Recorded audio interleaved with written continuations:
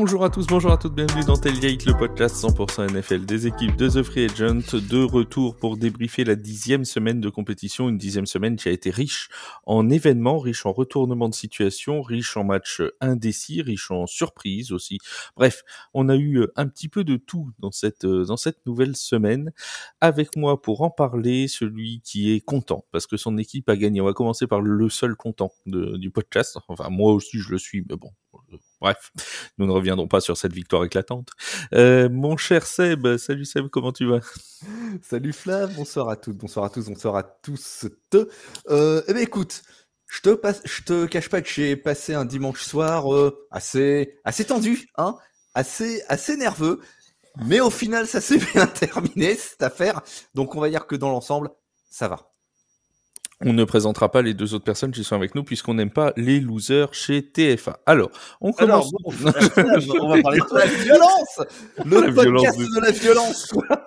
Mon Yaya qui est revenu en fait de chez lui, hein, parce qu'il n'est pas allé en Allemagne, mais bon, il a bien fait de pas faire le voyage vu son équipe. Hein. Enfin, si on peut rappeler ça une équipe. Je pense que j'aurais été à Munich, je pense qu'il n'y avait plus de bière pour noyer mon chagrin.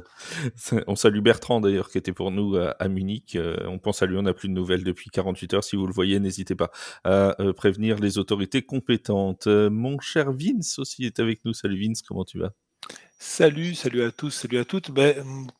Exactement comme Sébastien, j'ai vécu un dimanche soir très tendu. À l'inverse de Sébastien, ça ne s'est pas bien fini. Voilà. Je suis toujours tendu. C'est ça. La NFL, terre de contraste. Hein. Voilà. Alors, vous voyez pas parce qu'on n'est pas en live, on est en podcast, mais nous, on a nos caméras, donc on voit. Sachez que d'habitude, Yaya, qui est fort et vaillant, aujourd'hui, est comme avachi. Il est presque disparu de la caméra, tellement il n'a même pas envie d'être avec nous. Mais il est là quand même, c'est courageux. La lumière est tamisée, là. Non, il n'y a plus rien. On parlera de Daniel Jones assez rapidement, t'inquiète pas. On commence par les vrais quarterbacks. Vince, on va parler des Chiefs de Kansas City et des Broncos de Denver qui se sont donc affrontés dans un match de division assez épique en ce dimanche. Une victoire 16-14 des Chiefs qui restent donc invaincus. 9 victoires, aucune défaite pour les doubles champions en titre. Que ce fut dur et que les Broncos furent vaillants. Ouais, alors je suis d'avance désolé, je vais forcément parler un petit peu avec le cœur du supporter, même si je vais essayer de le mettre de côté, mais c'est vrai que ça a été un match où on attendait vraiment limite un non-match. C'est un duel de division, mais on attendait vraiment les Chiefs largement au-dessus. Les Broncos ont dominé clairement la première mi-temps. Ils ont vraiment su prendre le match par le bon bout, c'est-à-dire qu'ils ont su maîtriser le match en partant de leur défense. La défense a fait vraiment de très beaux stops. Le match a été propre de manière générale, que ce soit en première ou en deuxième mi-temps de la part des deux équipes, puisqu'il n'y a aucun fumble, aucune interception de lancer.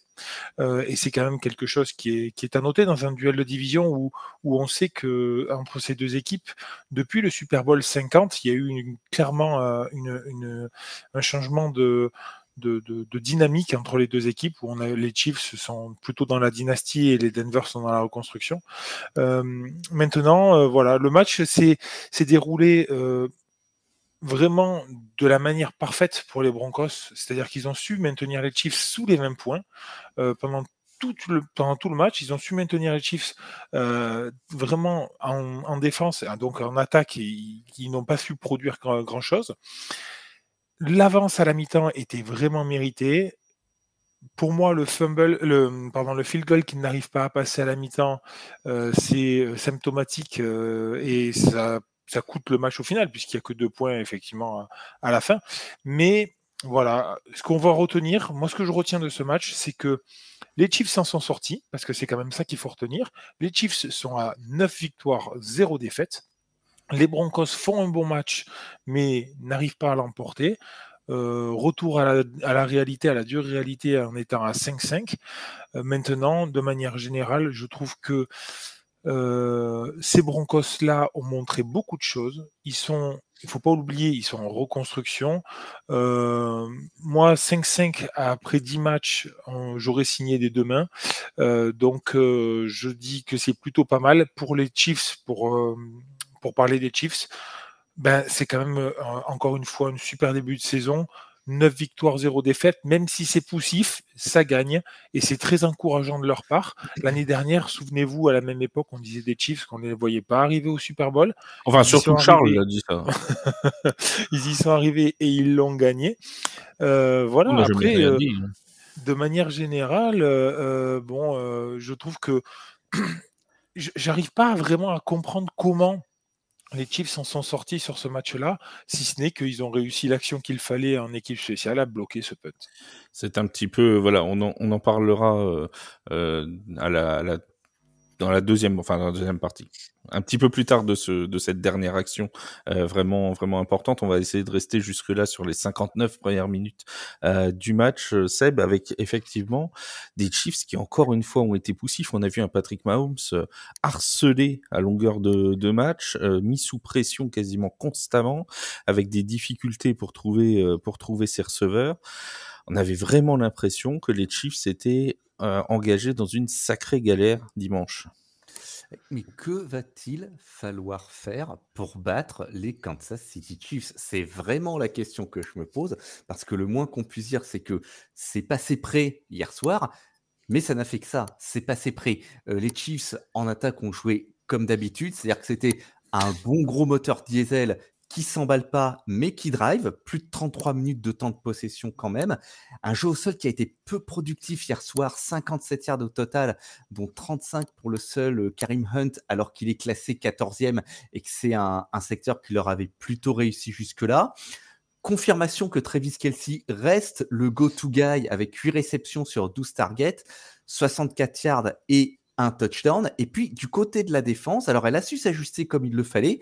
Ils vont saquer Bo Nix 2 fois, mais ils ne parviendront pas à provoquer de sa part une erreur qui aurait pu faire basculer le match. Et donc, en fait, cette défense, elle n'a pas réussi à faire ce qu'elle fait d'habitude du côté des Chiefs, c'est-à-dire à imposer un rythme à l'attaque adverse.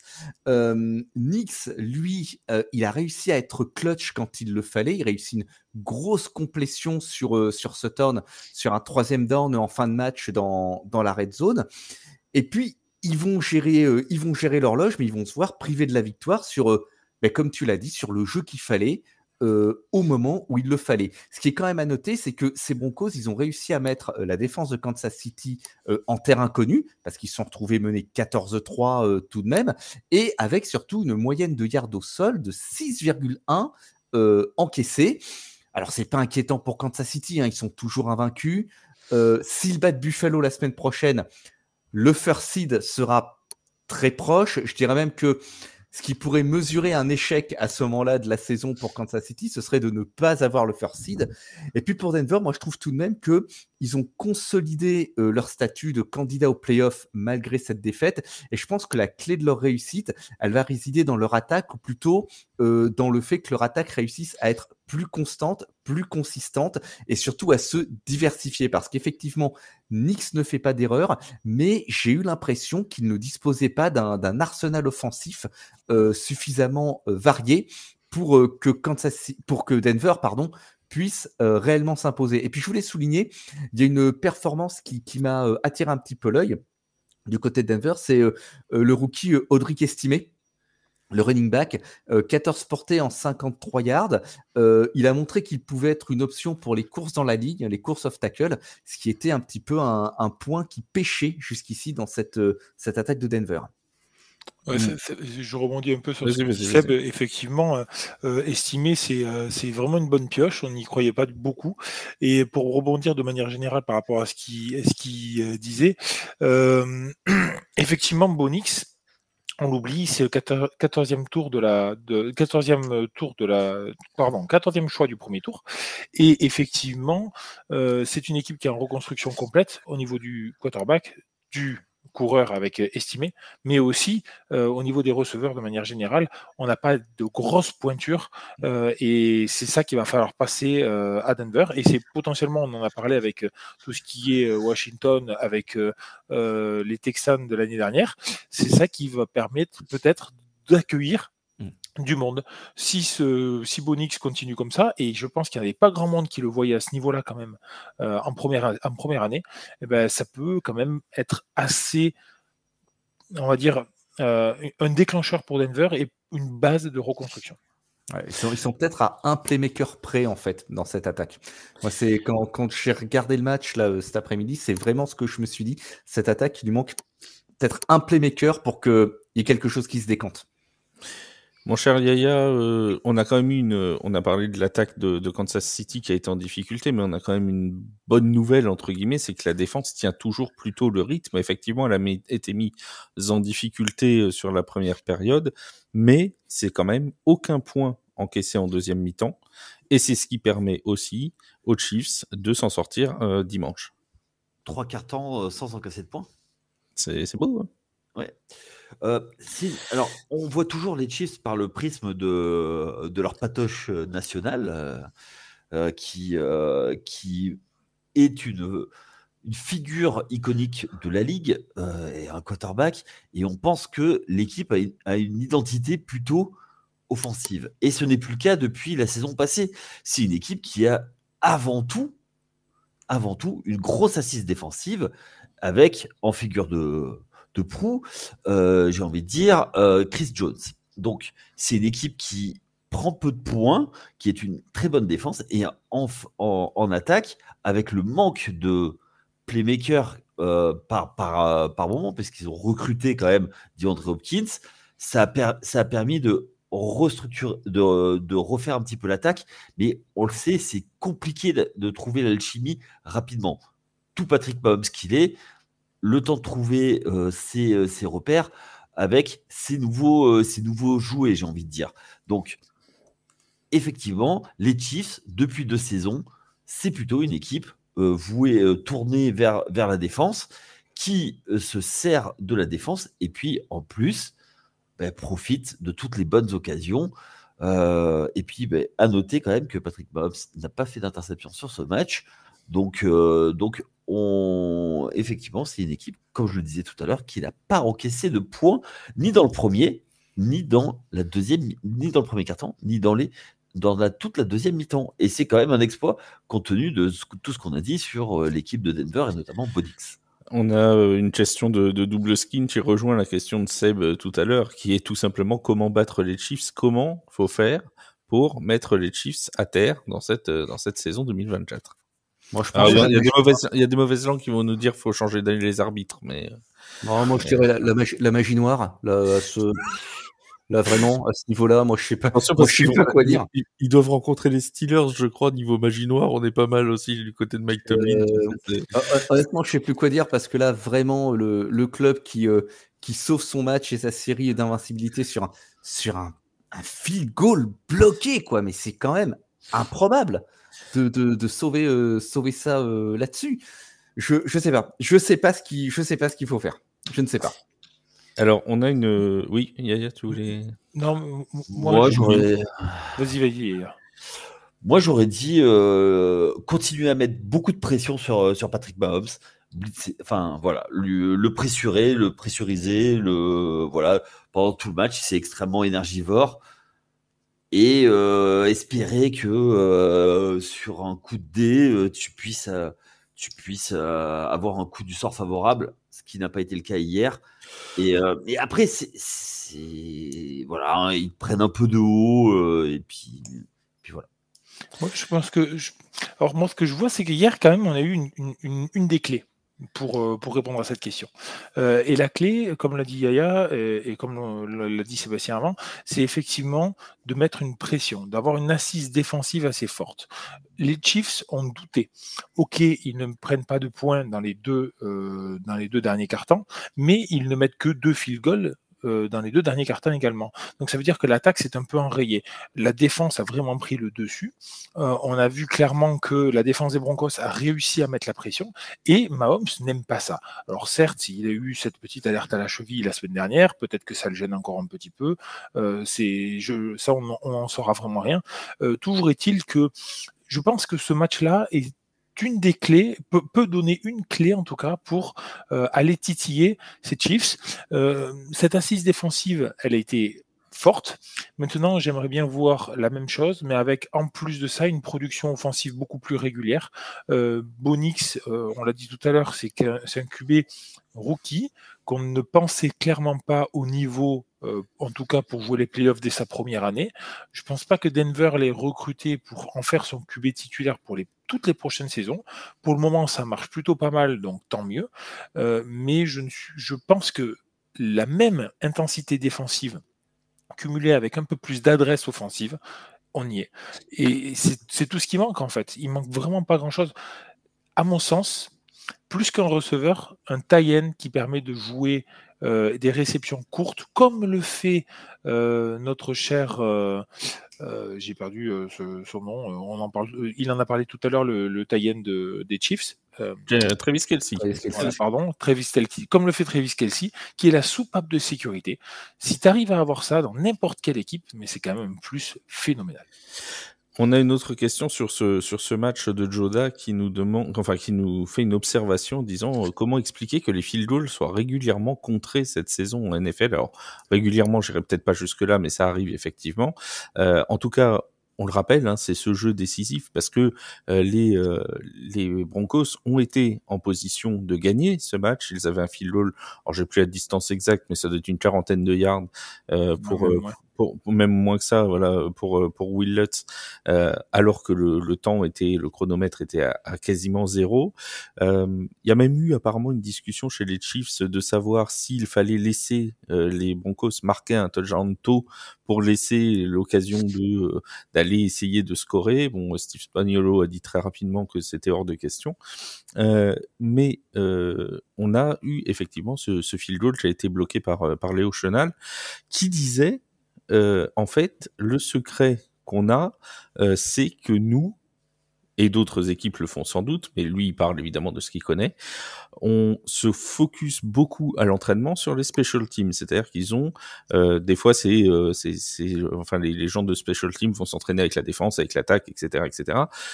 Eux, ils ont des répétitions toutes les semaines et tous les jours à l'entraînement pour essayer de contrer les field goals, etc., etc. Et il expliquait que tout était une question de timing. En fait, le tout, c'est de partir vraiment pile au moment du snap et d'anticiper en fait le moment où le snap va être fait. C'est ce qui a été fait très bien sur ce coup-là, puisque là, pour le coup, l'action ne souffre aucune contestation, le contre est parfait. Après, il y a une part de réussite. Hein. Faut que la main touche le ballon, faut que voilà, ça reste. T'as toujours une partie de réussite dans ce genre d'action, mais c'est aussi une part de boulot, quoi. Ouais, puis c'est facile de dire ça effectivement une fois que tu as réussi à faire le contre. Comme tu l'as dit, maintenant, je pense que toutes les équipes NFL le font. Moi, la seule chose que je vois qui a changé par rapport aux années précédentes, c'est que les special teams, elles ont quasiment plus que entre guillemets ça à travailler, puisque le nouveau système de kick-off fait qu'on a beaucoup moins de phases de travail sur ces moments-là. C'est-à-dire qu'il y a moins la chance ou le risque d'avoir il n'y a même pas le risque d'avoir un onside kick si tu l'annonces pas. Donc avant, ça pouvait arriver n'importe quand dans le match, donc il fallait se tenir prêt tout le temps, donc il fallait le travailler tout le temps. Là, je pense qu'ils ont un peu plus de temps à mettre sur ces phases-là, et on sait quel point c'est important de travailler ça, donc ça marche. Hier à Washington aussi. Washington en a contré un hier aussi, je crois. Oui. C'est vrai que c'est arrivé déjà plusieurs fois cette saison. Après, bon bah voilà, ça fait encore une fois partie de la réussite. Ça a tourné pour les Chiefs. Peut-être qu'un jour ça tournera pas pour eux, mais on a vraiment l'impression que cette saison, pour l'instant, tout tourne pour eux. Donc, c'est comme ça. Hein. Ça fait la chance du champion, comme on appelle ça parfois. Prochain rendez-vous pour les Chiefs. Oui, Yaya, non, tu voulais ajouter un truc. Non, il est en train de ranger des avions dans sa caméra, lui. Il était en train de lever la main comme un receveur des Giants, et t'allais pas lui donner la balle comme Daniel Jones. Oui, sauf que moi, t'as vu, au contraire de Daniel Jones, je suis pas payé 160 millions, quoi que ça va pas tarder. Et après, 80, et en plus, je jetais un mouchoir. Je jetais un mouchoir et passe interférence. D'accord. Holding. D'accord, très bien. Il n'est pas dans son état normal, excusez-le. Mais il suffit de regarder quelques calls depuis le début de saison de Zabil. Ça y est, il est reparti. Il y a un très bon article sur TFA dont je te conseille la lecture qui parle de l'arbitrage et des Chiefs.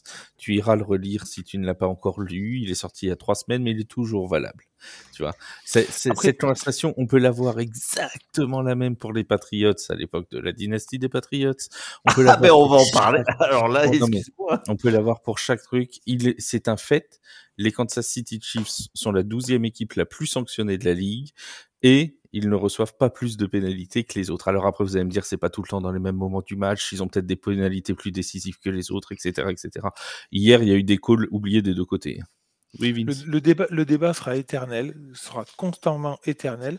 Moi, je suis frustré du match d'hier, mais dans le jeu, au niveau des calls, j'ai rien à dire. C'est comme ça peut arriver de chaque côté.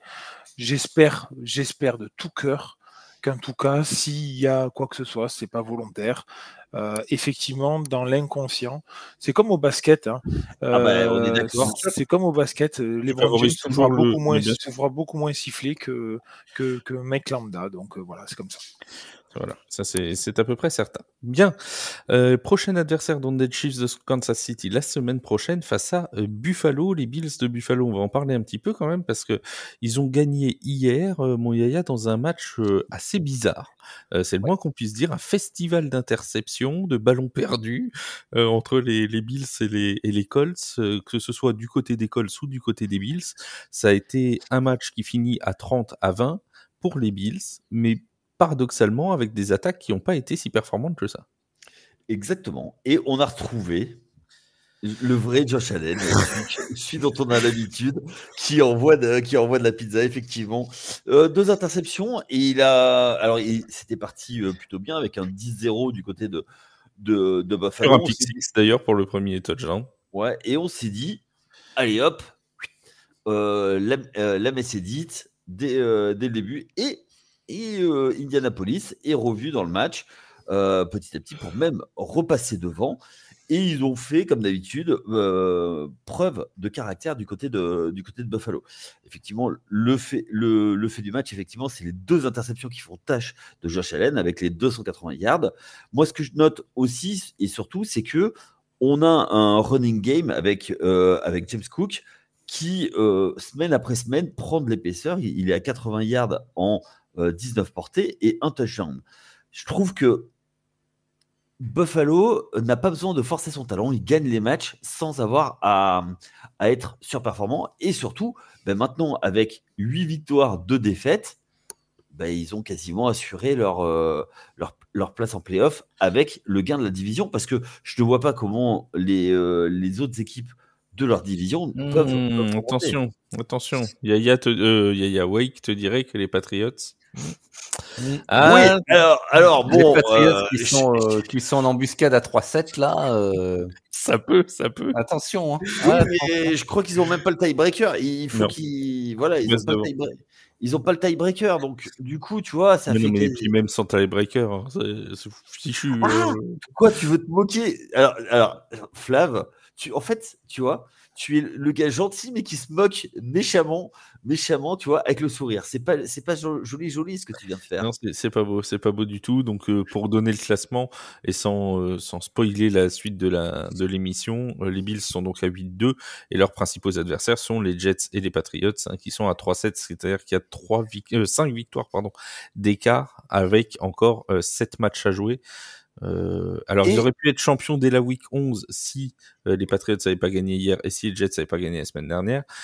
Mais à mon avis, dès la week 12 ou 13, ça risque d'être plié cette affaire. Oui, mais en plus, ils ont les tiebreakers, je crois.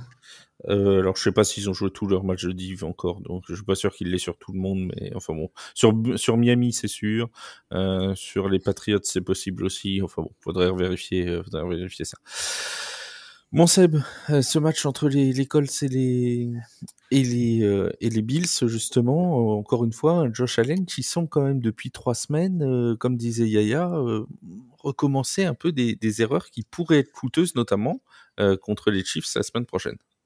Certes, 2 interceptions, ça faisait un certain temps qu'on n'avait pas vu ça, chez lui. Après, il faut noter qu'en 4e quart-temps, il a su être brillant avec un 5 sur 7, 67 yards et 33 yards au sol, à un moment où, l'upset, la victoire surprise d'Indianapolis, semblait possible.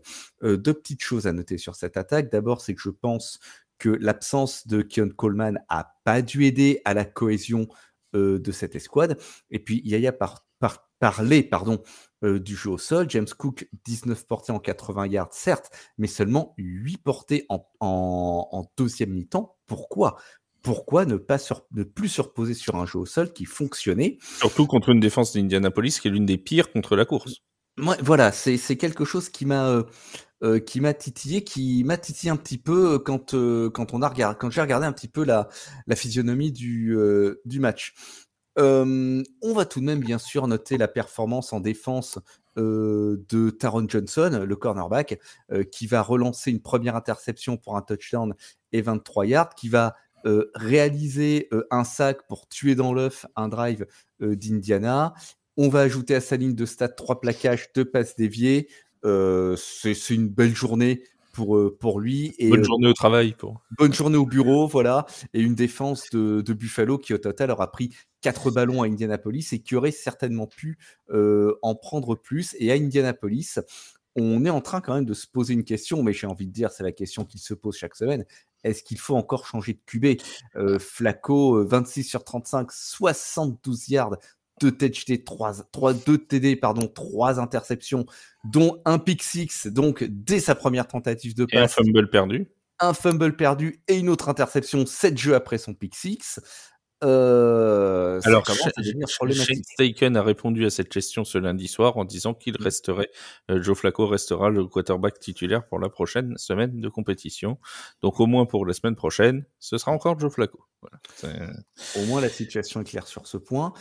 Un point de satisfaction tout de même, c'est leur jeu au sol pour les Colts qui surnagent avec les 114 yards de Jonathan Taylor, mais ça n'a pas suffi. Néanmoins, la victoire aurait pas dû être aussi compliquée pour Buffalo. C'est un petit peu inquiétant cette manque de consistance, on va dire. C'était alors je cherche le mot, les Américains disent c'était trop sloppy.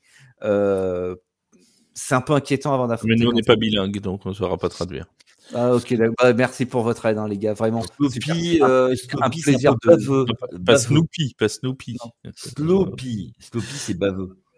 Ouais, bah, bon. Et le nom d'un plat, le Sloppy Joe, c'est Sloppy Jones. Sloppy Joe. Je vais me chercher un autre interprète là parce que ça pourrait être un bon surnom, Sloppy Jones. Voilà, plus comme ça. Non, pas tout de suite. On a d'autres matchs à traiter, on a d'autres sujets et tout. Voilà. Vince, Buffalo, cette victoire, est-ce que finalement elle n'est pas inquiétante? Est-ce que avant de recevoir les Chiefs, et déjà j'ai envie d'englober avec le match de la semaine dernière contre Miami où ils s'en sortent de justesse, est-ce que ça commence pas à être un peu inquiétant pour les Bills? Est-ce qu'on les sent pas un petit peu essoufflés, nos amis de Buffalo? C'est-à-dire que là, on n'est pas dans une dynamique de victoire probante, effectivement. Après, ça gagne. Et ça, c'est toujours le principal. C'est exactement ce qu'on a dit avec les Chiefs. Ça continue de gagner. Le match la semaine prochaine entre les Chiefs et les Bills sera très important et très intéressant à suivre parce qu'au final, ça peut vraiment créer une gros écart si les Chiefs l'emportent, forcément pour le seed one. Mais c'est aussi entre deux équipes entre guillemets malades, c'est-à-dire qu'ils sont un peu en recherche de leur attaque, même si là, effectivement, comme tu l'as dit, ils ont marqué 30 points, mais de nombreux points issus de la défense principalement, parce que même s'il n'y a pas eu beaucoup de pick six, il n'y en a eu qu'un seul, je crois, de mémoire, les autres ont porté la balle assez haut et ont permis donc de récupérer la balle à de bons endroits pour faire un field goal, notamment, ou juste une petite passe pour un TD. Toujours est-il que, effectivement, les Bills l'ont emporté, contre une équipe d'Indianapolis qui était un petit peu en manque de repères, j'ai trouvé. Joe Flacco s'est retrouvé au milieu de cette attaque, a lancé un pick 6 et derrière s'est fait re-intercepter, je crois, sur le drive suivant. Malheureusement, c'est pas vraiment de sa faute sur celui-là, je trouve. L'homme de ligne bouge vraiment bien et fait une superbe interception. Pour autant, effectivement, je pense que les Bills s'en sortent très bien. Comme l'a dit Sébastien, Jonathan Taylor du côté des Colts fait un très bon match, mais c'est justement ça qui me chagrine. C'est-à-dire que c'est le seul à faire des courses côté Indianapolis. J'avais l'impression que une fois qu'il était sur le terrain, on était quasiment sûr que c'était une course, que ce n'était pas une passe. Et donc en fait, c'était très stéréotypé comme jeu, très facile à lire. Voilà, c'est ça que moi qui m'a le plus dérangé. Au-delà de ça, n'oublions pas, les Bills sont à 8-2. Ils ont une chance de playoff maintenant supérieure à 99% dans le playoff projection, pardon, voilà. Et ça reste quand même une très bonne saison de leur part. Mais ça s'attendait pas forcément aussi haut d'ailleurs, les Bills. C'est pour ça que je dis ça. C'est-à-dire que je pense pas que beaucoup de monde attendait les Bills aussi haut cette année. Et puis bon voilà, ça sera le match de la semaine prochaine sera à mon sens très intéressant à voir. Je sais pas quand est-ce qu'il est programmé celui-là. Certainement à 22h30, non? Alors, ou peut-être même en mon Sunday night, je vérifie. Non, 22h25 la semaine prochaine. 22h25. Au moment où on parle, ce sera le premier contre deuxième seed. Oui, tout à fait. Quoi qu'il arrive, ce sera le premier contre deuxième seed. Oui, la semaine prochaine, oui, effectivement. Pour les Colts d'Indianapolis, ils sont à 4-6 et attention, c'est pas complètement terminé parce qu'on en reparlera tout à l'heure, mais les Texans sont perdus aussi. Il y a que 2 victoires d'écart entre les Colts et les Texans, c'est pas encore mathématiquement fini pour Indianapolis. Oui, mais il y a moins de talent à Indianapolis qu'il y en a à Houston. Et puis la défaite hier va faire un peu mal. Moi, je trouve que dans le playmaking, dans l'enchaînement des jeux proposés, c'était très brouillon. Très brouillon. Pardon ? C'est sloppy. C'était sloppy. Voilà. Mais franchement, on a choisi de bencher Richardson pour mettre Flacco. Hier, je n'ai pas vu le bonus, Non, tu as vu Bonix. Qui a pu apporter, voilà. Non, mais ça, c'est forcément que j'ai vu que Bonix, mais je n'ai pas vu le bonus qu'a pu apporter Flacco par rapport à Richardson. Voilà. En tout cas, nous verrons, mais Shane Steichen, encore une fois, on le rappelle, a décidé que Joe Flacco restait le quarterback titulaire pour la semaine prochaine. Alors, parlons d'un autre match qui avait des comment dirons-nous, des répercussions importantes pour les projections de playoffs. C'était ce duel entre les Buccaneers et les 49ers, avec le retour de Christian McCaffrey aux affaires, avec un Ricky Pearsall qui a marqué son premier touchdown 71 jours après avoir reçu une balle dans la poitrine, ce qui est quand même pas rien. Les 49ers qui s'en sortent, une victoire 23-20 sur un field goal à la dernière seconde de notre ami Jake Moody, qui n'a pourtant pas été impérial dans cette soirée. Mon cher Seb, quelle est ton impression ? Alors, comme tu le disais, un match important pour les projections des playoffs, surtout un match particulièrement important pour ma santé mentale. Ne l'oublions pas. Aïe. Déjà que t'as pas besoin de ça. Ouais, j'ai pas besoin de ça. Hein, donc, plus sérieusement, l'un des artisans de cette victoire, c'est Brock Purdy qui s'est vraiment battu, littéralement, pour chaque yard arraché à la passe. Il finit avec une fiche plus que correcte de 25 sur 36, 353 yards et 2 touchdowns. Le premier pour Ricky Pearsall, comme tu l'as signalé. Il a été mis sous pression tout l'après-midi, puisque Tampa enregistre un taux de pression sur le quarterback de 42,9%, ce qui est au passage exactement leur taux de blitz sur ce match. Et 5 receveurs différents se sont retrouvés avec 3 réceptions ou plus. Alors, on a eu bien sûr le retour de Christian McCaffrey qui accumule plus de 100 yards au total, 39 au sol, 68 par les airs. Je te coupe une seconde, il n'a pas été ménagé, hein, Christian McCaffrey. Ils l'ont utilisé vraiment, utilisé, quoi. Hein. C'était pas un tour en douceur. Hein. Je crois qu'il a joué la quasi-totalité des snaps. Hein. Enfin, je crois avoir vu plus de 90% des snaps. Tu me corrigeras si je me trompe. Mais en effet, pas le chiffre, mais je vais chercher ça. Il a été mis à contribution. Ça veut dire qu'ils ont confiance en ses capacités et que sa récupération est totale. Et je pense qu'il va monter en puissance en termes de gains, en termes statistiques, au fur et à mesure des journées. Moi, ce qui m'inquiète un petit peu, c'est que malgré la bye week, cette équipe de San Francisco, elle a paru fatiguée, en particulier face à un adversaire qui avait encaissé une défaite en overtime le lundi précédent. Ils ont été bousculés par Tampa et ils ont continué d'accumuler les erreurs en red zone. Et ça, c'est inquiétant. Alors bien sûr, également, il y a les questions au poste de kicker avec Jake Moody qui connaît quand même une journée plus que moyenne. Et alors que lui aussi revient de blessure, et il se trouve que durant son absence, les scories qu'il pouvait y avoir sur les special teams avaient l'air de s'être calmés un petit peu. Ça donnait d'ailleurs lieu à un moment de tension sur la touche entre Deebo Samuel et les special teams après le troisième field goal manqué de Jake Moody sur la journée. Et puis Tampa, ils sont passés pas loin de la victoire avec un Mayfield qui a été héroïque en fin de match. Le raffus sur Nick Bosa et la passe complétée sur Rashad White, ça là, je dois bien dire que malgré tout, je me suis levé de mon fauteuil, hein, celui-là, quand il a réussi, parce que ça valait la peine. Et pourtant pas, c'est la 4e défaite de suite. Et je pense que les pertes dans le corps de receveur commencent à se faire sentir et à vraiment peser sur leur bilan. Mon cher Yaya, est-ce qu'on est revenu sur une victoire convaincante de la part des 49ers? Est-ce que tu es rassuré par les 49ers? Rassuré, non. Mais comme a dit Seb, je pense qu'ils vont être à l'inverse de l'an passé. Je pense qu'ils vont maintenant, avec l'arrivée ou le retour de Christian McCaffrey, ça va monter crescendo. Et je les vois bien être un épouvantail dans la NFC quand même. Sachant qu'il n'y a aucune équipe, à part les Lions, on va en parler tout à l'heure, qui surdomine. Ils ont une bonne tête à se réveiller, ou tu vois, ils ont eu la gueule de bois du Super Bowl. Là, il est midi, ils ont pris un Alka-Seltzer et ça commence à aller mieux, quoi, tu vois. Donc, bon, on va.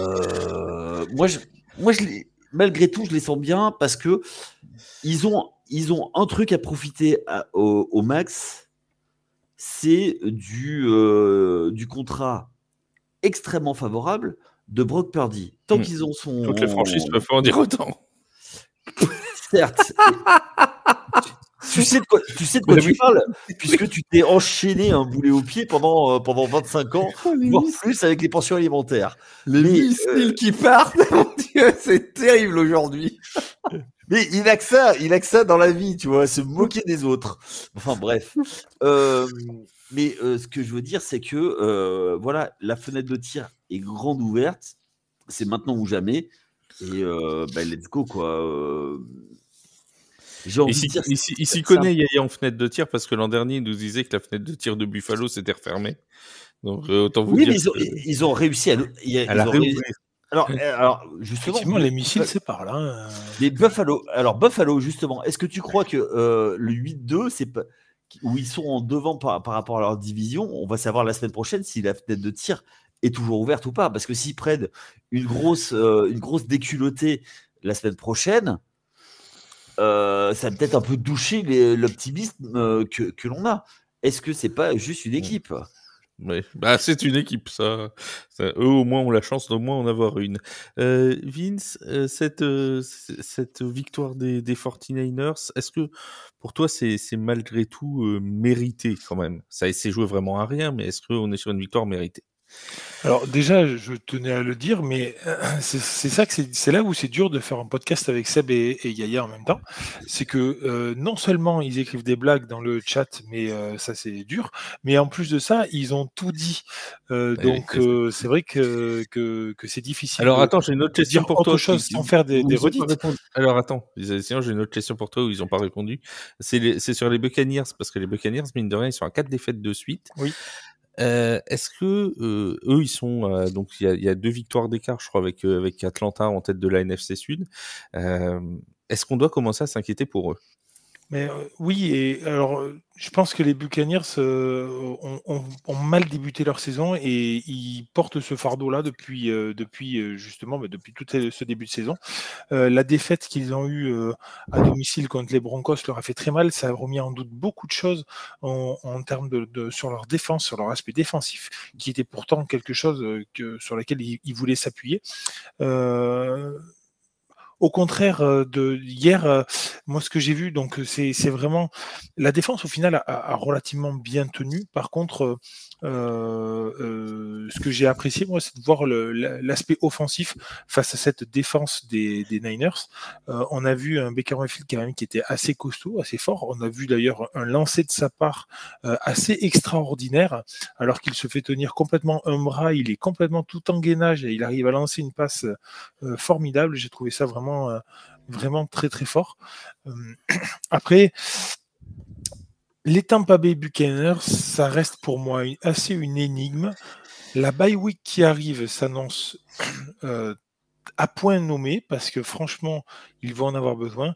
Et après, ils vont jouer contre après, ils vont jouer contre deux partenaires puisqu'ils jouent les Giants et les Panthers, puis ensuite les Raiders. Donc, non mais c'est ça. Blague à part, ça a tout pour leur relancer. C'est ça qui est intéressant. C'est qu'en fait, quand tu regardes leurs défaites, c'est Falcons, Ravens, Falcons, Chiefs et 49ers. Ce qui a rien d'infamant en soi. Bon, il y a les 2 défaites contre les Falcons qui peuvent peser lourd à la fin de la saison, mais c'est pas infamant. Et dans le calendrier qui reste, bon. 2 fois les Panthers. Il y a les Giants.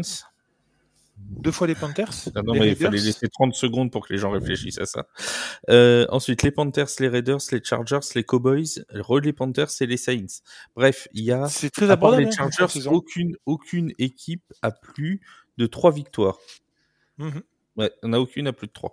À part les Chargers. Donc, non, mais c'est très abordable. Ils peuvent encore après, largement... il faut pas oublier que...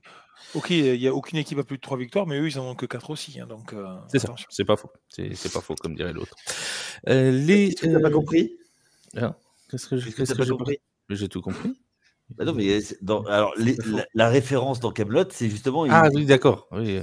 J'étais pas, excuse-moi. Je prépare mes missiles suivants sur les Giants et j'étais pas chez Kaamelott encore. Arthur. On salue Arthur, tiens, d'ailleurs, tant qu'on y est. Couillère.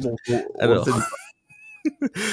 Pittsburgh, les amis, Pittsburgh qui eux aussi tiennent le rythme et tiennent le choc. Alors ça s'est joué à rien, ça s'est joué dans les dernières minutes du côté de Washington.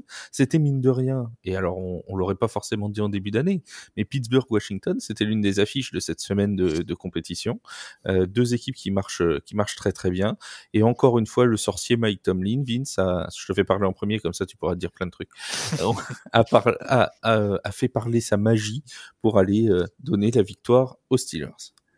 Ouais, il va falloir qu'on se penche vraiment sur cette équipe et sur comment elle est maraboutée. C'est incroyable parce que... C'est Romain, ça, je suis sûr. C'est possible, mais en tout cas, je pense que malgré les bilans des 2 équipes, on voyait quand même les Commanders assez favoris de ce match-là, avec un Jaden Daniel qui marchait un peu sur l'eau ces derniers temps. Et une bonne production offensive de sa part. Les 2 quarterbacks lors de ce match sont à 50% de passes complétées, 17 sur 34 pour Jaden Daniels, 14 sur 28 pour Russell Wilson. La différence s'est faite principalement au sol, puisque les Steelers arrivent avec 140 yards de course d'équipe, quand les Washington Commanders, j'allais dire les Redskins encore, je suis désolé, j'y arriverai pas, n'en sont qu'à 60. En termes de pertes de balles, il y en a eu une de plus du côté de Pittsburgh, mais qui a été très vite rattrapée par la défense, qui a fait quand même un très bon travail, avec beaucoup de pression allouée sur Jalen Daniels. La ligne offensive des Commanders qui peinent encore à vraiment montrer un peu la force et montrer donc qu'il faudrait pour protéger Jalen Daniels. Et enfin, surtout Michael Tomlin, ce qu'il arrive à faire, c'est à gérer son temps de possession. 36% de possession de balle pour Pittsburgh sur le match. Ça fatigue une défense et ça permet derrière à l'attaque de beaucoup plus dérouler. Chose qui est quand même très intéressante dans le time management du match. Est-ce qu'on doit commencer à prendre ces Steelers au sérieux, mon Yaya? Je n'arrive pas à les prendre au sérieux parce que je pense qu'ils sont toujours dans les mêmes eaux depuis quelques années. Ils font un bon début de saison. Attention au calendrier, la fin de saison, ils ont intérêt à prendre les victoires, à engranger tout de suite. C'est par la suite qu'ils doivent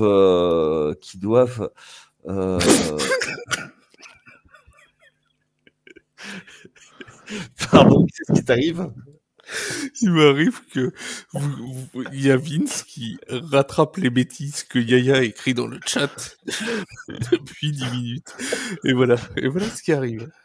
Alors, c'est pour ça qu'on n'invite jamais d'autres auditeurs à venir nous rejoindre sur Tailgate, parce que plus personne ne voudra écouter l'émission après, si vous voyez le taux de bêtises qui est écrit. Pardon, mon Yaya, on parlait des Steelers, tu disais. Non, je disais qu'il faut qu'ils engrangent les victoires en début de saison. Après, je les vois plus aussi dominateurs qu'ils l'ont été dans les années 2010. Maintenant, ils ont un quarterback qui est excellent avec Russell Wilson. On ne pensait pas qu'il était à ce niveau, mais il arrive à trouver un système qui lui convient, un coach et un coordinateur offensif qui lui donne ce qu'il faut. Donc, moi, j'ai envie de dire oui pour les playoffs. Ils vont aller en playoffs. Au-delà, aller gagner la division, pour moi, ils sont encore en grand tout. Même s'ils sont toujours premiers, ils ont une victoire, enfin une défaite de moins que les Ravens parce que bye week. Mais il y a un truc qui me dérange dans leur jeu, c'est toujours à l'arrache. Et j'ai peur qu'il en manque un petit peu pour vraiment aller tutoyer les étoiles et aller embêter, j'ai envie de dire, le quatuor magique de l'AFC, au moins le trio, ou voir le duo Kansas City et Baltimore. Juste pour répondre à Yaya, pourquoi on ne les voit pas non plus tout là-haut? C'est parce que c'est pas flamboyant, clairement, et à un moment donné, ça repose sur des principes de base assez solides, mais ce n'est pas, on va dire, c'est pas sexy à regarder. Les Steelers, ça gagne, c'est costaud, mais c'est pas flamboyant. Et tant mieux pour eux si ça marche comme ça. Hein. Moi, c'est très bien. Je pense qu'il y a beaucoup d'équipes qui rêveraient de ça. Mais c'est pour ça qu'on n'arrive pas à les imaginer non plus tout au sommet. Ouais, mais c'est poussif quand même. Ah, mais bien sûr, mais c'est ce que je te dis. C'est pas flamboyant. Je pense que un point qui nous aide pas également à vraiment les cadrer, ces Steelers, c'est que on a eu droit en attaque de leur part à 2 matchs consécutifs à 400 yards, 400 total yards, et là, pardon, je suis désolé. T'as un chat dans la gorge. Un chat dans la gorge. Là, sur ce match, la production offensive finale, elle est de 312 yards. C'est quand même une baisse qui est significative. On a Wilson à peine 50% de réussite, comme on l'a dit plus tôt. Il a été un petit peu inconstant sur ce match. Il a été à 2 sur 7 pour 40 yards et un touchdown et une interception sur les passes de plus de 15 yards sur ce match. Donc, c'est quelque chose qui est un petit peu en dents de scie chez lui. Un point de satisfaction tout de même en attaque, c'est Mike Williams qui, à peine a-t-il trouvé une paire de crampons à sa pointure à Pittsburgh, a marqué son premier touchdown, et ça, c'est quand même bon signe.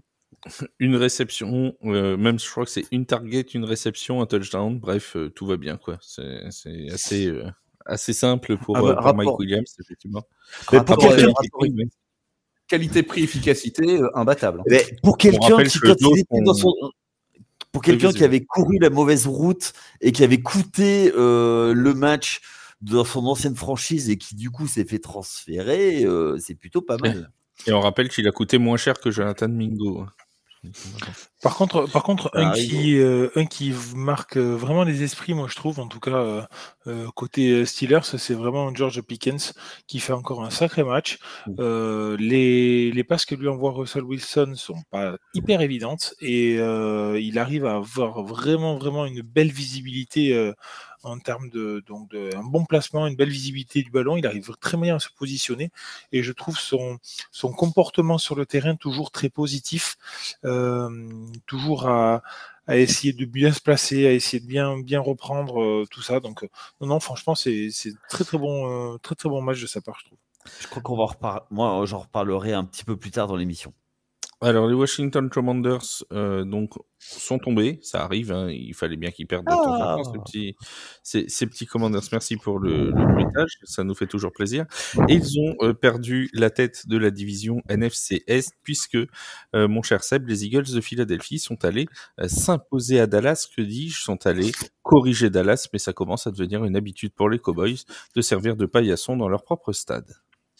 Ils ont même frappé très fort les Eagles et chez un rival de division, une grosse fin de première mi-temps avec un drive de 84 yards exécuté en 85 secondes et qui se termine avec un touchdown du tight end Dallas Goedert. Et les Philadelphia Eagles, ils ont passé la seconde en deuxième mi-temps. 4 drives qui se solderont tous par des points marqués, 2 pour les touchdowns, 2 pour des field goals, et 2 de ces 4 possessions sont obtenues via des turnovers. La défense de Philadelphie, elle continue à monter en pression. Elle a profité de l'absence de Dak Prescott également. 5 ballons volés et Dallas limité à 200 yards au total en attaque. Dallas se retrouve 2 fois en red zone en première mi-temps et ils vont repartir avec un field goal et un fumble. Du côté de la défense de Dallas, ils ont réussi à mettre Jalen Hurts sous pression 62% en première mi-temps, mais malgré cela, il a complété 5 passes sur 6 pour 101 yards et un touchdown. Dans ces conditions, 4 touchdowns pour lui au total, 2 au sol, 2 par la passe. 5 victoires de suite pour les Eagles. Il va peut-être falloir commencer à les prendre au sérieux, eux aussi. Et le match de jeudi contre Washington va être capital pour les deux clubs. Capitale fédérale à Washington. Voilà, capitale fédérale. Capitale, c'est très très beau, ça. C'est très très bon. Bravo. Il y a un travail d'écriture derrière aussi. Il survole ce podcast tel un aigle royal. Mon cher Yaya, bon, toi c'est plutôt la taupe que l'aigle. Est-ce que oui, René. Voilà, tout à fait. T'es si mignon, comme dirait l'autre. Mon cher Yaya, est-ce que les Eagles, Seb en parlait, 5 victoires de suite, est-ce qu'ils ont vraiment pris maintenant la main sur cette NFC Est, ou est-ce qu'il faut encore attendre quand même le match de jeudi prochain contre les Commanders? Il va falloir attendre ce match contre les Commanders, mais ça ressemble à une prise de pouvoir en bonne et due forme avec cette défaite de Washington. Eux, ça y est, ils ont passé la vitesse supérieure. Le retour de A.J. Brown et Devonta Smith ont fait en sorte que cette équipe recarbure en attaque. Après, il y a toujours le bémol sur Jalen Hurts qui, est toujours aussi clivant, mais pas forcément très très justifié, parce qu'on attend de lui, avec tout le matériel qu'il a, d'être un peu supérieur. Mais on peut pas être non plus bon partout. Mais moi, ce que je note surtout chez les Eagles, c'est que ils ne prennent aucun point en deuxième mi-temps. Donc ils reviennent à ce qui avait fait leur force ces 2-3 dernières saisons, c'est-à-dire de la grosse défense, et puis on déroule en attaque, et c'est ce qui se passe. Et puis maintenant, ils ont une équipe qui est vraiment solide, qui connaît le système de jeu. Écoute, j'ai envie de dire que tout roule du côté ou tout vole d'ailleurs du côté de Philadelphie, et ils ont vraiment tout pour gagner la division. En battant Washington 2 fois, ils iront la division. Après, sur la NFC, j'ai envie de dire, ils peuvent même mettre une main dessus, puisque il y a, je reviens là-dessus encore, à part les Lions, il n'y a pas d'équipe qui surdomine. Donc, et ils sont qu'à une victoire des Lions. Jalen Hurts, qui est devenu le premier quarterback de l'histoire à réussir au moins un touchdown à la passe, un touchdown à la course et un rating de plus de 100 sur 4 matchs consécutifs. Voilà pour la petite statistique en plus, la petite histoire en plus pour Jalen Hurts, qui est souvent décrié, mais voilà. Il est rentré dans le livre des records de la NFL, et Dieu sait si ce livre des records est grand, hein, puisque alors, tout le monde peut trouver son record. Ça méritait presque le saquet-tu, figure-toi. Et je voudrais Normalement, vous le saviez, puisque j'en ai écrit un article dessus à 15h ce lundi. Mais enfin bon, ça c'est un autre problème. Faudrait-il encore lire votre site? Oui, mon cher. Alors, c'est quoi le record de ceux qui mettent d'abord le pied gauche sur le terrain avec un seul crampon? Oh, bah, tu sais, les records, quand ça concerne les gens gauches, c'est plutôt à toi auquel il faut s'adresser. Alors, Vince... On ne parle pas de politique, s'il te plaît, dans ce podcast. Est-ce qu'il y a quelque chose à ajouter sur les Eagles ou sur les Cowboys? Les Cowboys qui vont vraiment très très mal, et ça semble pas s'arranger.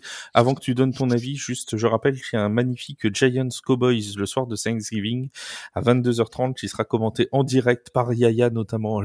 Et Vince, ne manquez pas ça. Hein. Ne manquez pas ça. Et on Wake, va se régaler. Et Arthur et des guests. Voilà, ça va être absolument fantastique, ne ratez surtout pas. Et le vendredi, avec moi et Seb notamment, mais aussi Flo, avec Raph, avec... on a Bertrand aussi. Et il y a Bertrand aussi avec nous le jeudi. Oui. Et nous, il y aura aussi Nathieu qui sera là le vendredi pour commenter Las Vegas contre Kansas City à 21h. Vince, donc sur les Eagles et les Cowboys, est-ce que la NFC Est a penché pour Philadelphie? Alors, la NFC Est a vraiment penché pour Philadelphie. Le prochain match sera vraiment très intéressant à suivre. On l'a dit. Je crois que c'est chez les Commanders. Non, chez les Eagles. C'est ça, si je me trompe pas. Je vérifie tout de suite. Ce sera à Philadelphie. C'est à Philadelphie, donc c'est vraiment un gros plus pour cette équipe. Je vais m'attarder un petit peu plus sur les Cowboys parce que on a beaucoup tapé sur cette équipe et surtout sur leur QB qui est maintenant blessé, leur attaque de manière générale. Depuis Vous avez le soleil dans les yeux. Ouais, alors justement, je voulais en parler, mais plus de manière ironique en fin d'intervention. Mais tout d'abord, 4 matchs à plus de 30 points cette saison, déjà encaissés. Pour une équipe de prétendants, comme il l'avait annoncé sur le papier, ça fait quand même très tâche. En 10 matchs, en 9 matchs joués, puisqu'ils ont déjà eu leur bye week, donc en 9 matchs joués. Sur les 6 autres matchs, il y en a 2 où ils sont à 27 et 28 points encaissés, donc ça fait quand même beaucoup de points encaissés pour cette équipe. Le rendement offensif n'est clairement pas là, ne les aide pas puisque la défense passe beaucoup de temps sur le terrain, mais ce n'est pas une excuse pour encaisser autant. Hier encore, ils se sont fait vraiment marcher dessus. On a vu une équipe qui ne savait plus où se placer, ne savait plus jouer chez eux. On avait l'impression que le public était complètement désabusé. Le public vient encore, mais pour combien de temps? Parce que quand on voit la tête des gens dans le stade, ça fait relativement peur. Alors on sait qu'à Dallas, le foot, c'est une religion. Oui. Maintenant, à voir combien de temps cette religion va croire encore à ce Dieu-là, parce que là, franchement, ça commence à faire peur, ça commence à faire mal, et il va vite falloir que des choses changent. Et enfin, effectivement, de manière un peu ironique, le seul truc qui a brillé, c'était le soleil, et ça a empêché un receveur de recevoir une passe pour marquer le seul touchdown possible des Cowboys hier soir. Sidi Lamb qui a demandé à ce que des volets soient installés sur l'AT&T Stadium pour que il puisse avoir moins de soleil en pleine figure pendant les matchs. Jerry Jones a dit rien, et Sidi Lamb a dit de toute façon, même si j'en parle à Jerry Jones, il n'y a même pas 1% de chance que ça se fasse. Donc voilà, l'ambiance, le groupe vit bien. Ouais, le groupe vit bien, non mais bon, après c'est symptomatique de beaucoup de choses. Hein. Pour moi, rien que la conception du stade et de laisser passer le soleil ici à ce moment-là, c'est joli. Voilà. C'était pour la comédie musicale Air. Ouais. Et une blague là? Oui. D'accord. Eh ben, ça a fait flop. Mais bon, ça m'étonne pas parce que R, comme ça veut dire cheveux, ça nous étonne pas que bon, Ok, tu ça t'y y est, connais je pas l'ai. trop dans C'est le bon. domaine. C'est bon, ça y est, je l'ai. Voilà. je l'ai. Si vous Oui, avez voilà, si voilà vous les avez cette esthètes. blague, si vous avez Moi cette aussi. blague, n'hésitez pas à nous écrire par mail à yaya@thefreeagent.fr. Il sera un plaisir de ne pas recevoir vos mails parce qu'il n'a pas d'adresse mail TheFreeAgent. On continue avec les Lions à la crinière rugissante et rutilante, mon cher Yaya. Ils ont été Oui. renversants. Les Lions menaient 23-7 à la mi-temps. Ils arrivent quand même à gagner. La question qu'on a posée sur les Chiefs, elle nous a été posée pour ce podcast par Jiasu. Comment on fait pour battre ces Lions? Ben, ils ont déjà perdu. Ils ont perdu un match à la semaine 2. C'était les Buccaneers qui les ont battus. Donc, c'est comme ça qu'on fait. Il faut s'inspirer des Buccaneers. Faut jouer à Tampa Bay dans un stade avec un bateau. Exactement. Ça va pas être facile pour tout le monde. Exactement. Non, mais après, ils ont survécu à un match où Jared Goff envoie 5 interceptions. Donc, c'est ça là... Tu dis que même un match où... Parce qu'on vantait le fait que Jared Goff était même en avance sur le record de rappelons-le, Drew Brees, du nombre de pourcentage de passes complétées sur une saison, le record NFL. Là, hier, c'est 50% de passes complétées par Jared Goff et 5 interceptions. Et même comme ça, il gagne. Et ça, c'est assez fantastique quand même. Ben, en fait, le truc, c'est que à la pause, ça tourne à 23-7 et derrière, ils vont aller chercher le match. Et c'est ça, en fait, la force des Lions. J'ai l'impression que on le répète toutes les semaines. Dan Campbell, c'est un coaching un peu à l'énergie. Et j'ai l'impression que tout le monde le suit dans cette équipe. Et du coup, ben, enfin, ça amène tout le monde, et même d'une situation désespérée, voire désespérante, ça permet d'aller jusqu'au bout. Donc, il y a ils ont un duo de running back qui fait le taf, Gibbs et Montgomery. Des cibles, il y en a partout, et la défense, ben, tient la barre. Bon, 5 interceptions, il récupère 2 ballons, 2 turnovers, ça fait un différentiel de 3, ils arrivent quand même à trouver un moyen de gagner. Donc ça veut dire que la défense, malgré tout, malgré la perte d'Aiden Hutchinson, est toujours là. Qu'est-ce qui peut les arrêter? À mon avis, ça va être de passer l'étape supplémentaire, c'est-à-dire d'aller au Super Bowl. Donc, est-ce que mentalement, ils vont y être? Là est la question. Jared Goff, il connaît la route, il y a déjà été, il n'a pas gagné le Super Bowl avec les Rams quand il y était. Maintenant, bon, on va voir ça. Mais c'est quand même un gros statement qu'ils ont fait, et notamment en prenant aucun point en deuxième mi-temps. 2 petites infos juste avant de te donner la parole, Seb. La première, ça concerne les Bills de Buffalo. On l'a eu en direct pendant le podcast, qui viennent d'ouvrir la fenêtre d'entraînement pour Matt Milano, qui va revenir normalement très prochainement donc dans l'équipe, et c'est un renfort intéressant, le linebacker pour les Bills. Peut-être, il pourrait même possiblement jouer contre les Chiefs de Kansas City la semaine prochaine. Donc ça ferait quand même un renfort de points en plus. Et le saviez-vous, seuls 2 quarterbacks avaient réussi à gagner avant Jared Goff en lançant 5 interceptions dans un match. Qui était-ce? Drew Brees? Non. Peyton Manning? Non. Si je vous dis Jordan. Matt Ryan? Matt Ryan des Falcons, c'était en 2012, et Tony Romo en 2007 qui avait réussi aussi. Voilà. Donc voilà. C'était les 2 seuls qui avaient réussi. Alors, qu'est-ce qui te fait rire? Tony Romo, ça te fait rire? Non, c'est pas si étonnant que ça de la part de Vincent. Mon Seb, est-ce que les Lions, eux, on a parlé des Eagles qui ont peut-être mis la main sur la NFC, est-ce que finalement ils n'ont pas mis aussi une patte déjà sur la NFC? Je pense qu'ils l'ont mise dessus depuis un bout de temps, depuis le début de cette saison. Il n'y a qu'un match, il n'y a qu'une victoire d'écart avec les Eagles. L'impression générale est quand même impressionnante. Là, une fois de plus, et comme ça a été dit, il gagne malgré 5 interceptions de Jared Goff. Rien que ça, c'est impressionnant. Mais surtout, Jared Goff ne s'effondre pas malgré 5 interceptions. C'est aussi ça qui est impressionnant pour moi dans ce match. Il ne faut pas oublier que après avoir lancé 4 interceptions déjà, ils vont réussir à revenir, les Lions, avec un touchdown de David Montgomery. Et malgré la 5e interception, Jared Goff, il fait ensuite un 4 sur 5 sur le drive suivant et il lance un TD sur Amon-Ra St. Brown. C'est ce qui est particulièrement incroyable chez cette équipe qui a énormément de ressources mentales. C'est la preuve d'une équipe qui a un mental qui est très très fort.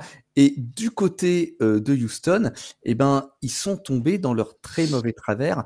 Houston, cette saison, avant ce match, il marquait en moyenne 9,1 points en deuxième mi-temps sur toute la saison. C'est déjà famélique, mais là, ils ont atteint un nouveau palier en bloquant complètement le compteur en deuxième mi-temps. Alors certes, signe d'une défense très présente pour Détroit, mais quand même signe d'une vraie fébrilité offensive pour Houston. Et les Texans, il y a peut-être des raisons de s'inquiéter pour eux à ce moment-là de la saison. Oui, surtout qu'on a plusieurs défaites de suite, on n'a qu'un bilan de 6-4. Alors, est-ce qu'on ira jusqu'à dire que c'est une régression par rapport à l'an dernier, compte tenu quand même des absences importantes qu'il y a dans l'équipe? Tu perds quand même Stephon Diggs, t'as Nico Collins qui a pas été là pendant un moment. Donc bon, c'est toujours compliqué. Ils restent en tête de leur division et assez nettement. Il y a quand même 2 victoires d'écart avec les Colts. Donc, il n'y a pas péril dans la demeure non plus des Texans. Le tiebreaker, il est là. Et le tiebreaker. Donc, il n'y a pas péril dans la demeure. Et hier, ils font pas un match indigent non plus. Donc, bon, c'est pas contre l'une des top teams de la NFC. Donc, bon, ça reste... par contre, c'est vrai qu'il y a un vrai problème de protection autour de CJ Stroud, qui prend encore 4 sacs hier. Il lance un touchdown, 2 interceptions. Il en a pris 8 la semaine dernière. Ça fait 12 sacs qu'il prend en 2 semaines. Ça fait quand même, ça fait beaucoup, quoi, pour le pauvre CJ Stroud. Juste c'est là-dessus que je voulais, insister, moi, justement, sur la protection de CJ Stroud qui pose problème. Parce que c'est bien d'avoir un QB, un bon QB, mais c'est bien de le garder. Là, ce qu'on me propose là, actuellement, CJ Stroud, je pense qu'il va commencer à en avoir un peu marre. Et puis surtout, quand tu te prends autant de pression, autant de sacs, tu as beaucoup moins confiance en ta ligne. Et pour lancer un ballon quand tu n'as pas confiance en ta ligne, je peux vous assurer, pour l'avoir vécu, c'est assez compliqué. Donc, il va falloir que toute cette équipe se remette un petit peu dans le droit chemin, on remonte un petit peu et aille dans le bon sens, tire tous dans le bon sens, parce que j'ai l'impression qu'on s'était beaucoup focus sur la défense à améliorer. C'était beaucoup ce qu'on disait l'année dernière, mais il faut pas oublier que l'attaque, elle reste encore aussi à améliorer, aussi à consolider, et donc il y a encore pas mal de chemin. Enfin, pour parler des Lions un petit peu, la bye week a fait énormément de bien à cette équipe. Depuis la bye week, il y a une victoire à Dallas, 47 points marqués, une victoire chez les Vikings, qui a quand même fait date, parce que les Vikings étaient invaincus à ce moment-là, et c'était un très très gros match. Une victoire chez les Titans avec 52 points marqués, une victoire chez les Packers, qui a fait aussi, c'était un très très gros match, et enfin cette victoire contre les Texans avec les 5 interceptions de Jared Goff. Attention aux Lions, c'est une équipe qui peut cliquer, qui peut marcher. Je les attendais haut, je les attendais pas avec autant de réussite. Donc si en plus la réussite est de leur côté, ça peut bien tourner pour eux. Et il y a juste un point calendrier, c'est que tous les matchs qui restent, à part 2, sont dans des dômes. C'est-à-dire que, à part les Bears, les Chicago Bears, où ce sera dans le froid. Le Chicago, avec Chicago, c'est Windy City, donc il y aura du vent, tout ça. Et l'autre match à l'extérieur, hors dôme, c'est du côté de Santa Clara, chez les 49ers de Seb et Julien, que je salue, mon partenaire de podcast.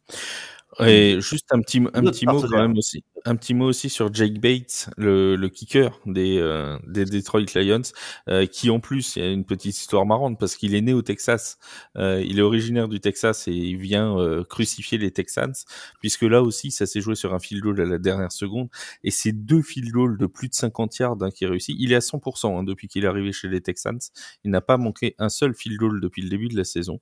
Il est à 3 sur 3 notamment à plus de 50 yards. Hier, il en met un de 58 yards notamment.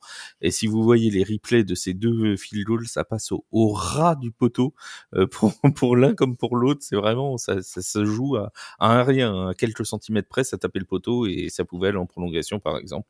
Donc comme quoi, hein, des fois ça se joue, ça tourne pour les Lions. Après tant d'années de galère, c'est plutôt une bonne chose pour eux quand même. Avant de répondre aux questions des auditeurs restant de redonner les résultats, votre MVP de la soirée, cette journée de dimanche et de cette week 10, on peut aller même jusqu'au match de jeudi si vous avez envie. Si vous voulez mettre Ja'Marr Chase, c'est possible. Mon Yaya. Moi, j'ai mis, parce que c'est un match dont on n'a pas parlé, j'ai mis Kyler Murray. Parce que Kyler Murray. Alors, on a une question sur les Cardinals, juste avant que tu développes, juste pour dire que la question sur les Cardinals qui est jusqu'où vont-ils aller, on va pas y répondre maintenant pour une simple et bonne raison, c'est que ça va être le thème en partie du podcast du milieu de semaine. On va revenir sur les surprises et notamment les Cardinals d'Arizona de cette première moitié de saison et d'essayer de voir un petit peu l'avenir, de quoi pourra être fait l'avenir de ces différentes franchises un peu surprises de ce début de saison. Donc ça, ce sera disponible jeudi. Donc on a bien vu la question et on y répond dans le prochain podcast de manière étoffée, devrais-je dire. Vas-y mon Yaya. Non, c'est juste pour mettre un petit peu en valeur ces Cardinals. 6 victoires, 4 défaites, on les attendait pas à ce niveau-là. Ils sont eux aussi, ils sont un peu tapis dans l'ombre. Et Kyler Murray, 22 sur 24, 262 yards, un touchdown, plus 2 à la course. Voilà. Non, je t'ai plus la coupe pleine. Exactement. Et puis c'est un joueur qui est beaucoup décrié. Bon, là cette année, il s'éclate, il est là, il s'éclate et il fait du bien aux Cardinals. Mon Seb, ton MVP de la week-end. Je n'ai rien à ajouter parce qu'il se trouve que j'avais également sélectionné Kyler Murray. Pourtant rival de division, on dira que pour les mêmes raisons. Mais très exactement pour les mêmes raisons que Yannick. Donc je n'ai rien d'autre à dire. Va-t-on avoir un MVP unanime, mon cher Vince? Alors moi j'ai pris Bonix. Non, je suis quand même pas comme ça, mais j'avais pris Kyler Murray. Effectivement. C'est unanime. Alors j'avais pris Kyler Murray parce qu'effectivement, Yaya a tout dit, mais il fait un très très bon match. C'est Cardinal qu'on n'attendait vraiment pas là, et il est vraiment costaud, très fort. Il arrive à diriger l'attaque et il arrive même à prendre ses temps tranquillement avec son équipe et il commence même à avoir beaucoup plus de voix, je trouve, sur le terrain en termes comment dire, d'appel de jeu. Je trouve qu'il est vraiment très fort là-dessus. Et je sais pas si vous avez vu l'image du pet qu'il prend. Il se prend un méga sac explosé dans le dos. Ouais, il y a un sac à dos. C'est Williams. Alors là, c'est même plus un pancake, c'est au-delà. Là, c'est. Il se fait aplatir. C'est le magasin de pancakes, carrément. Alors, juste une petite, avant de faire les questions des auditeurs, une petite rubrique. L'action de l'action. Désolé, mais il y avait quand même juste un petit truc à dire quand même. Je trouve que le duo Lamar Jackson, Derrick Henry avait quand même sa place là-dedans parce qu'ils font un sacré match jeudi soir. Oui, Ja'Marr Chase aussi, hein, il aurait pu avoir sa place. Mais il n'a pas gagné. Tu peux pas être MVP en perdant. Ça, tu l'expliqueras à Tutur. Oui, moi, tu voulais voir l'action, tu voulais faire une action de. Ouais, moi c'est le touchdown de Pickens qui marque. Il est ultra spectaculaire. Au début de sa carrière, il avait une réputation d'être difficile à gérer. Et puis, pendant le pod, Vince nous a expliqué qu'il faisait les efforts, tout ça. Je trouve que c'est un receveur qui, maintenant qu'il a un vrai quarterback, montre l'étendue de son talent. Et avec Russell Wilson, c'est un bon duo. Donc voilà, je voulais quand même parler de notre George Pickens. Il y a quelqu'un d'autre qui veut mettre en lumière une action ou c'est bon? Ouais, je la recherche, mais je me souviens plus exactement. Mais c'est, j'en ai parlé tout à l'heure en plus. Oh, j'ai perdu le nom chez les Bucks. C'était la passe de Baker Mayfield. De Baker Mayfield, alors qu'il s'est fait complètement accrocher, je crois, par Bosa. C'est Bosa qui l'attrape. Oui. Et il arrive, il continue sa course. Il continue à courir, il est gainé complet, il arrive à lancer une balle, mais dans les mains, c'est incroyable. Franchement, j'ai trouvé ça super. Dans le trafic. Et dans le trafic, là où il fallait. C'est vraiment un vrai bison futé. Ouais, voilà. Juste une petite rubrique en plus qui n'était pas prévue du tout au programme, mais alors on la doit à Nathieu, parce que Nathieu il m'a envoyé un message à 20h tout à l'heure ce lundi, et on salue Nathieu, et vous retrouvez bien évidemment tous ses contenus sur Instagram et TikTok. Il y a un de ses followers sur TikTok qui lui a dit je trouve pas de site sur lequel on pourrait savoir en un clin d'œil, en gros, quels ont été les 2-3 matchs les plus intéressants de la semaine. Si on n'a que 20 minutes devant nous et qu'on doit regarder 3 résumés, par exemple, de 7 minutes, quel match est-ce qu'on conseillerait? Donc j'ai dit à Nathieu, écoute, on va faire ça dans le podcast, à la fin du podcast. Donc chacun, le match qui pour vous, où faut regarder le résumé absolument. Voilà, dans cette Week 10. Vas-y, qui veut commencer? Steelers Commanders. Eh ben, je serais allé là-dessus aussi. Donc pour changer, je vais dire Kansas City Denver. Kansas City Denver et Seb. Ok, super, vous m'avez piqué les miens, c'est génial. Alors moi j'en ai mis un troisième parce que je l'ai fait en article écrit qui sortira mardi matin à 9h30. Vas-y, parce que moi j'étais sur Kansas City Denver.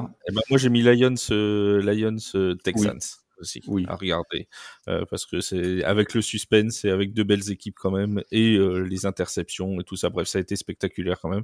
Après, voilà, si tu veux du suspense aussi, le San Francisco Tampa Bay était San Francisco Tampa Bay aurait pu y être, Arizona aurait pu y être aussi, enfin bon bref, pas Arizona, pour le suspense, c'est plus large. Jacksonville, Minnesota.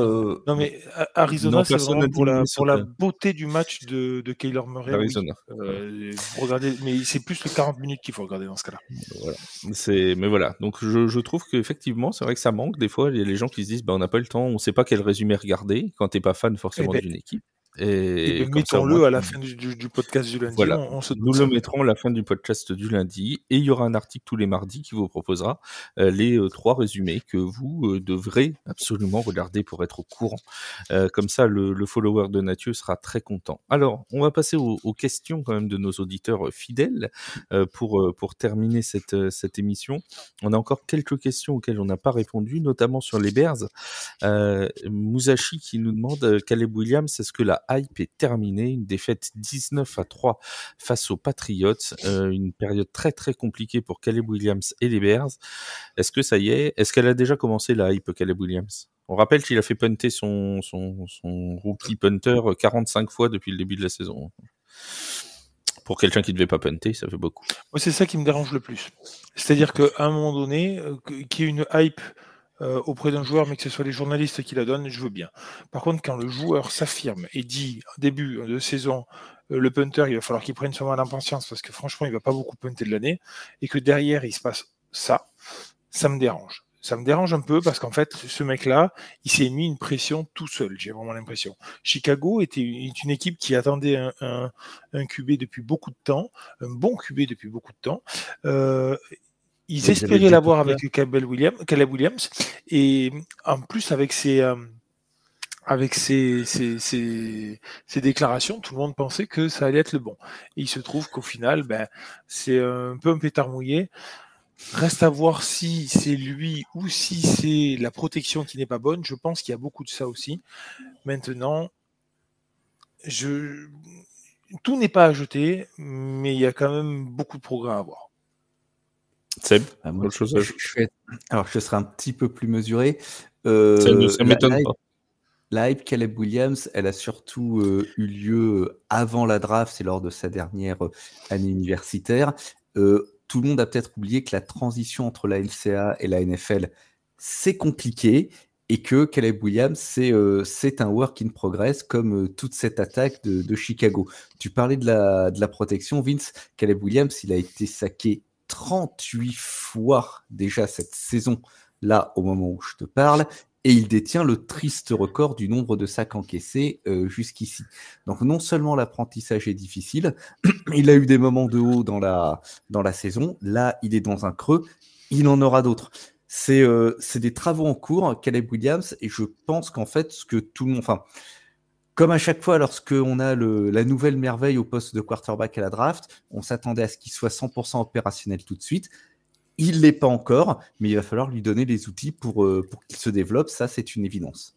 Juste pour revenir là-dessus, sur ce que je disais, attention, je ne dis pas que tout est de sa faute aussi. C'est-à-dire qu'un QB n'est bon que quand il y a tout ce qui vaut, tous les ingrédients qui vont avec, c'est-à-dire son talent, mais aussi sa ligne qui le protège, son coaching staff qui fait les bons appels de jeu, et surtout des soupapes de sécurité en réception ou à la course qui peuvent lui permettre de se soulager un petit peu en termes de pression qu'il peut porter sur les épaules. Donc je rejoins complètement Sébastien là-dessus.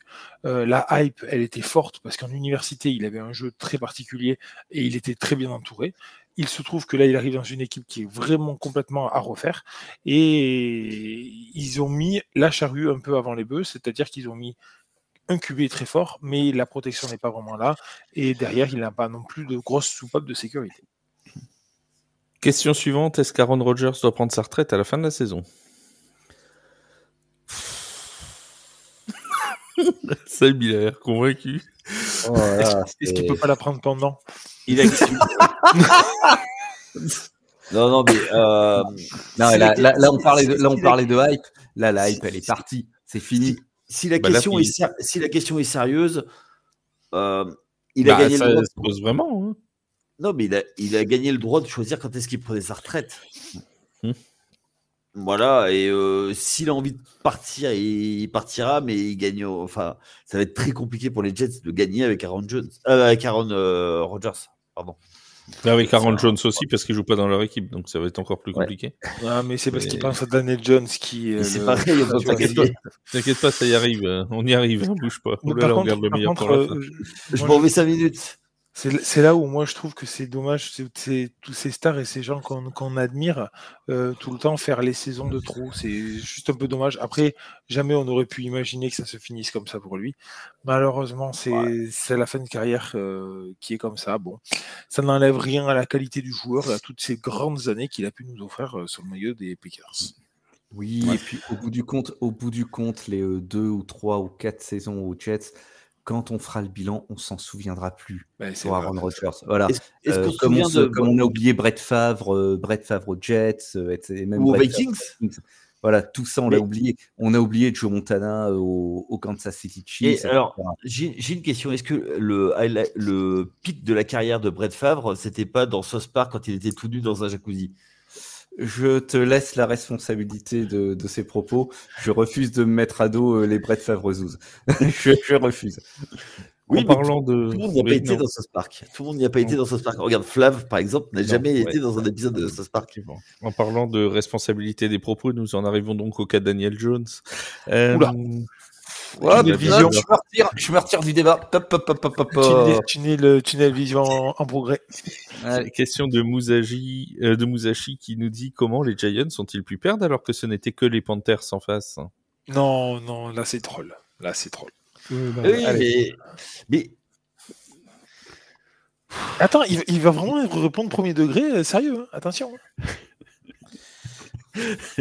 Non, mais on arrive à un niveau où c'est tellement lamentable.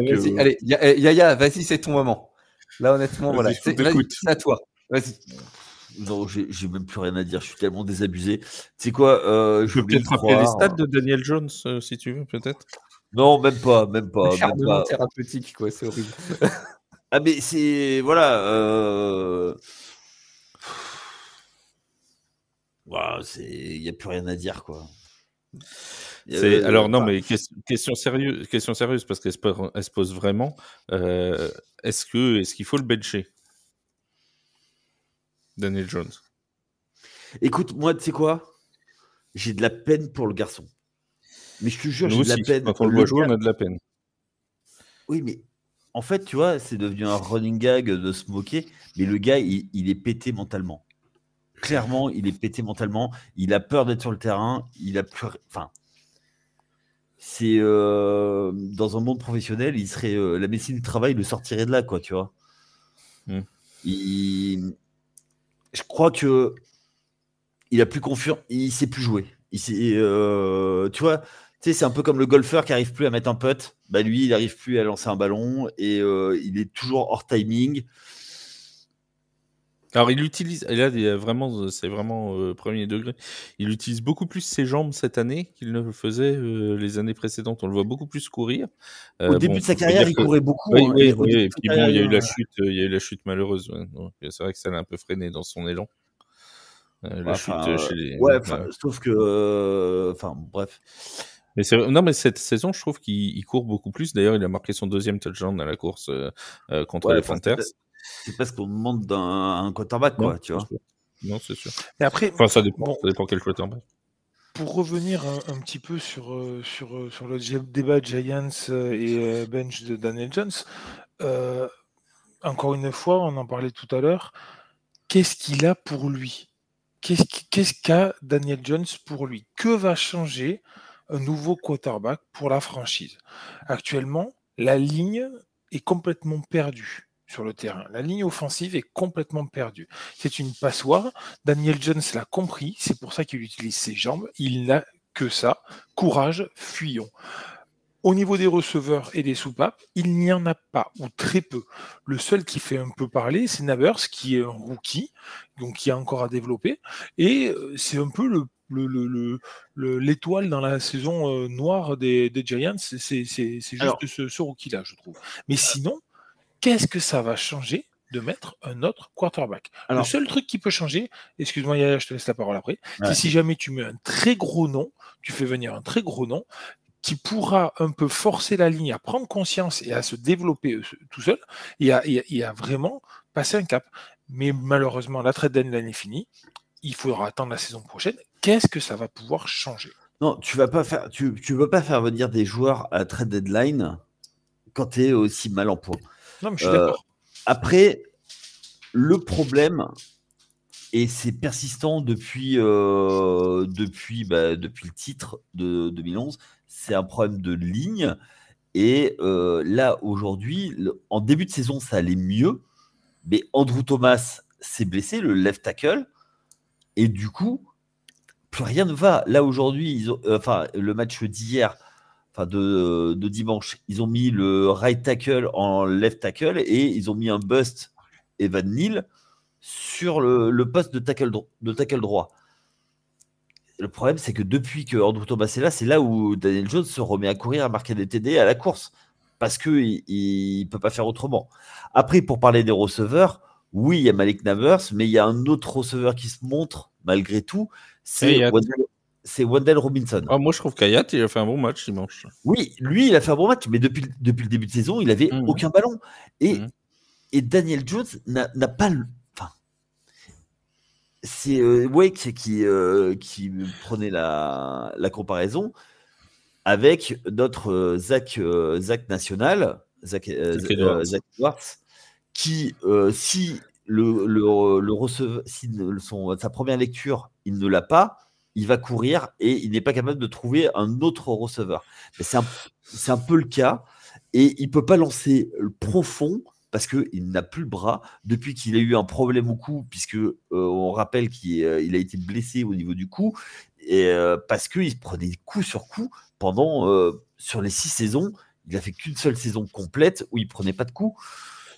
Donc, alors, on rappelle cette info quand même importante pour la suite de la saison, c'est cette clause de blessure qui est mise dans le contrat de Daniel Jones. Donc, pour ceux qui ne sont pas au courant, si Daniel Jones se blesse et ne peut pas passer les examens médicaux du mois de mars, les Giants devront 23 millions de dollars garantis pour la saison 2025. On est exactement dans le même cas de figure que l'an dernier avec ce qui s'était passé du côté des Broncos pour Russell Wilson, à la différence près que les Broncos jouent encore les playoffs et que là les Giants, la décision de bencher pourrait être plus simple pour les Giants qu'elle ne l'a été l'an dernier pour Denver, puisque Denver était encore en position de playoffable à ce moment-là.